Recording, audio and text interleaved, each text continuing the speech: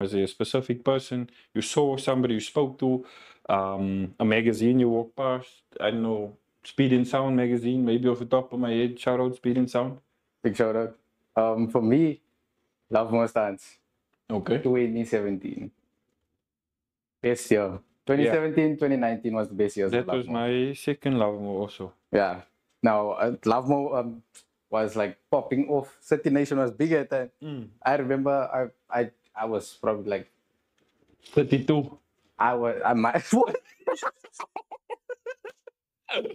Yeah. I'm probably like 13 at the time. I'm 13. And they let you in at I Love More? finished school young. Huh? Did they let you in at Love More being 13? Yeah, I had a trike. The camp and trike. I remember seeing you on the track. I saw Yeah. the Dwayne's video, ne? Yeah, but it was Yeah, shout out 2019. local. It was 2019.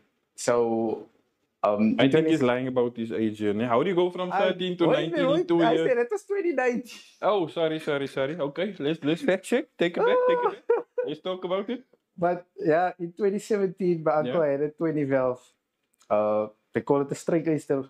I don't know what's the real name for it. I think it's not a starlet, but it's like a starlet.